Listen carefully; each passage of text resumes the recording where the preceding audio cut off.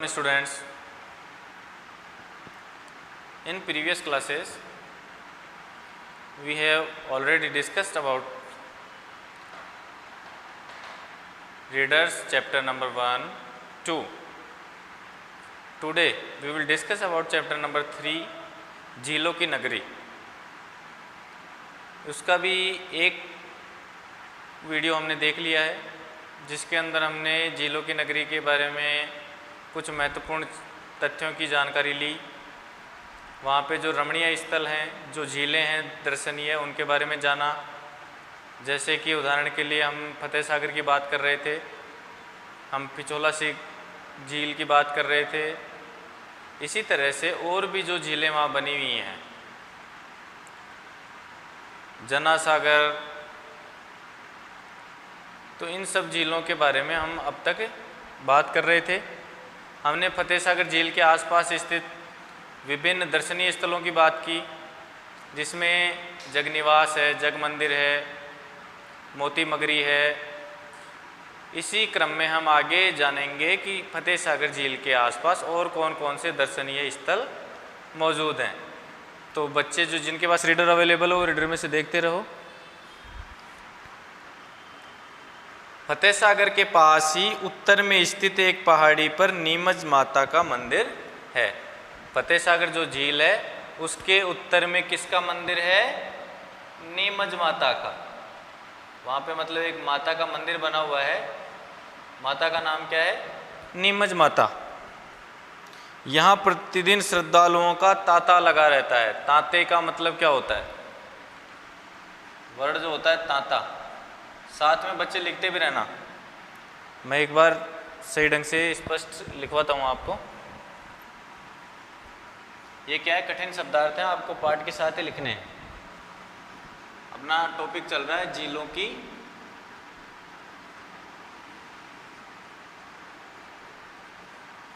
नगरी, उसके अंदर हम कठिन शब्दार्थ लिख रहे हैं।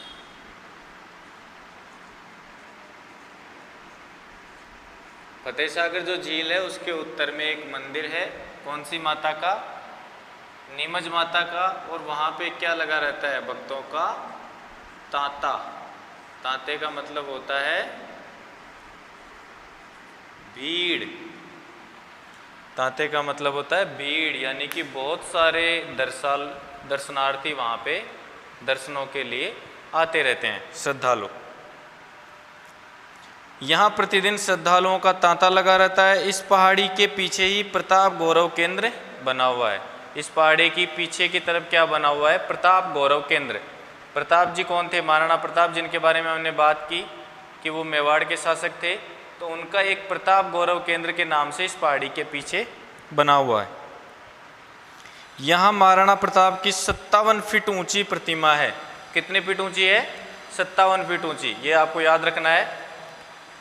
आपके टेस्ट के दौरान मैं इस तरह के प्रश्न पूछ सकता हूँ, तो थोड़ा ध्यान रखेंगे। उसी यहीं पर क्या बना हुआ है? 57 फीट। इस तरह से उसकी जो ऊंचाई है वो कितनी है? 57 फीट। और 57 फीट ऊंचाई क्यों है? क्योंकि जो महाराणा प्रताप थे वो कितने वर्ष की आयु में उनकी मृत्यु हुई थी? 57 वर्ष की आयु में। यह प्रताप की 57 वर्ष की आयु में स्वर्गवास होने की याद दिलाती है। यानी कि प्रताप की मृत्यु कब हुई? जब वो 57 वर्ष के थे। तो उन्हीं की याद में यहाँ पे एक मूर्ति बनाई गई है जिसकी हाइट कितनी है? ऊंचाई कितनी है? 57 फीट। स्वर्गवास का मतलब होता है मृत्यु। यहाँ एक थिएटर भी है। थिएटर तो आप सब जानते हैं, जहाँ पे फिल्में चलती हैं। इसमें महाराणा प्रताप के जीवन संघर्ष से जुड़ी एक डॉक्यूमेंट्री फिल्म भी दिखाई जाती है। डॉक्यूमेंट्री का मतलब होता है किसी भी व्यक्ति के जीवन से संबंधित जो बातें दिखाई जाती हैं उनको बोलते हैं डॉक्यूमेंट्री।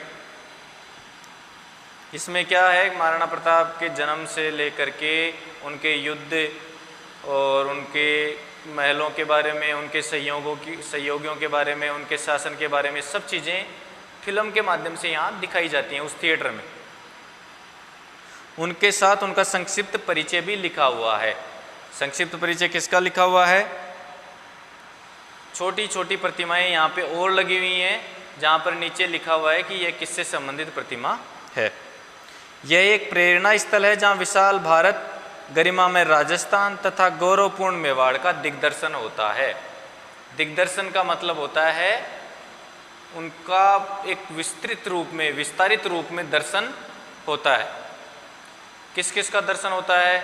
चूँकि ये भारत का हिस्सा है तो भारत की गौरवशाली परंपरा का हमें एहसास होता है कि हमारा जो पूर्वज थे, हमारे जो राजा महाराजा थे, वह किस तरह से संघर्ष करते थे, किस तरह से वो अपनी अस्मिता की, अपनी स्वाधीनता की, अपनी स्वतंत्रता की रक्षा के लिए आपस में लड़ाइयाँ लड़ते थे। फतेह सागर के पश्चिम में एक पहाड़ी पर सज्जनगढ़ का किला बना हुआ है। हम बात कर रहे थे अब से पहले उत्तर के बारे में, अब हम बात कर रहे हैं फतेह सागर के पश्चिम में एक पहाड़ी बनी हुई है, एक पहाड़ी है जिस पर क्या बना हुआ है? एक सज्जनगढ़ का किला। और यह सज्जनगढ़ का किला किसने बनवाया? महाराजा सज्जन सिंह ने। अपने नाम से उन्होंने इसका नाम रख दिया सज्जनगढ़। हाल ही में राजस्थान सरकार द्वारा इस वन्य क्षेत्र को अभ्यारण्य घोषित किया गया है। जिस वन्य क्षेत्र के बारे में हम बात कर रहे हैं उस वन्य क्षेत्र को हाल ही में क्या घोषित किया गया है? अभ्यारण्य। यानी कि जिस पहाड़ी पर सज्जनगढ़ का किला बना हुआ है उसके आसपास का जो भी जंगल है उस संपूर्ण जंगल को सज्जनगढ़ अभ्यारण्य कहते हैं। और उस अभ्यारण्य को, उस वन्य क्षेत्र को अब जाकर के सरकार ने क्या घोषित कर दिया है?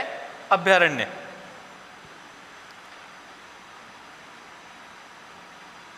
इसके आगे कुछ ही दूरी पर पश्चिम में शिल्पग्राम है। इसी से आगे हम जब जाएंगे, किससे आगे? जो पश्चिम में, फतेह सागर के पश्चिम में जो पहाड़ी बनी हुई है, जो जंगल है, उसी से आगे चलने पर वहाँ पर एक शिल्पग्राम नाम से एक जगह है।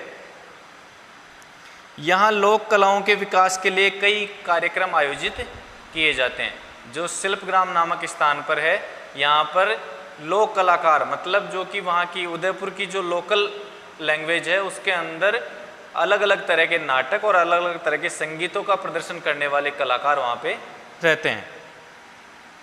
यहाँ प्रतिवर्ष दिसंबर माह में एक मेला लगता है। हम जिस जगह की बात कर रहे हैं शिल्पग्राम की, यहाँ पर प्रत्येक वर्ष में दिसंबर का जो महीना आता है यानी कि सर्दी के मौसम में, तो यहाँ पर एक बार मेला लगता है। इसमें देश विदेश के कई कलाकार अपनी कलाओं का प्रदर्शन करने आते हैं।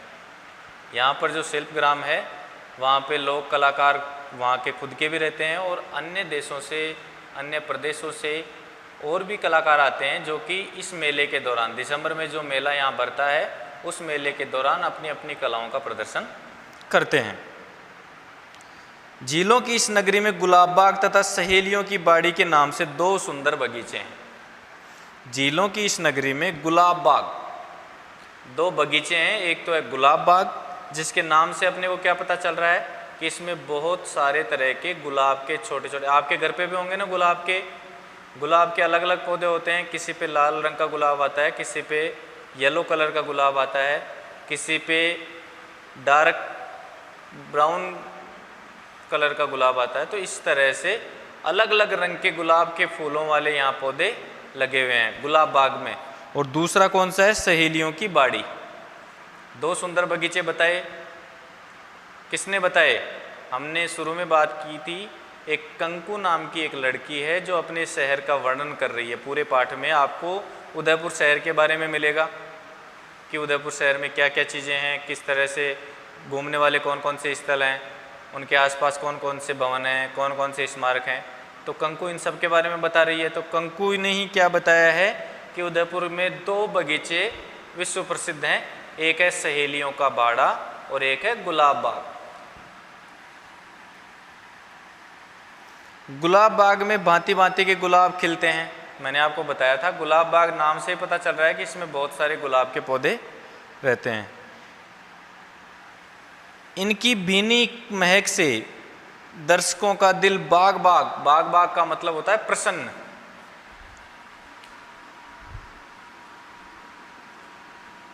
इसको लिखना नहीं है साइड में, ये तो मैंने आपको समझाने के लिए बना दिया था, इसको लिखना मत।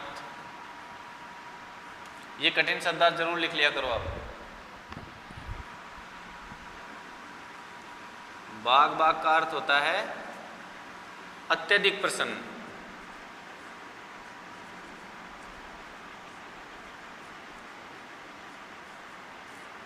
अगर हम किसी के लिए शब्द इस्तेमाल करें कि मेरा दिल बाग बाग हो गया, इसका मतलब क्या है? मैं अत्यधिक प्रसन्न हो गया।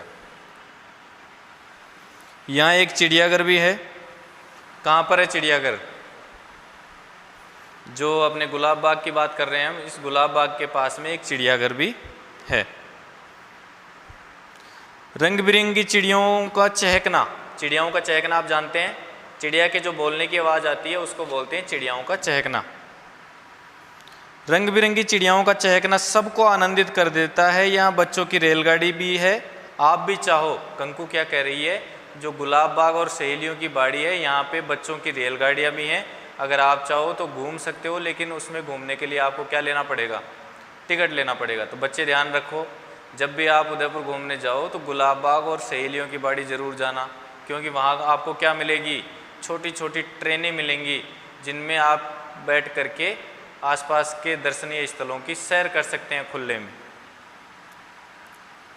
आप चाहो तो इसमें यात्रा कर सकते हो, किंतु टिकट लेना मत भूलना। इसके अलावा यहाँ पर पहले भालू, शेर, चीते, बंदर आदि भी थे। पहले यहाँ पर क्या थे?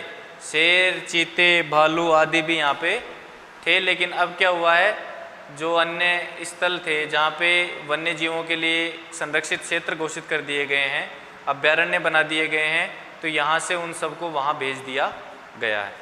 ठीक है, तो आज हमने इस पाठ के बारे में जाना। इससे आगे की जो भी बातचीत है वो अगले चैप्टर में करेंगे।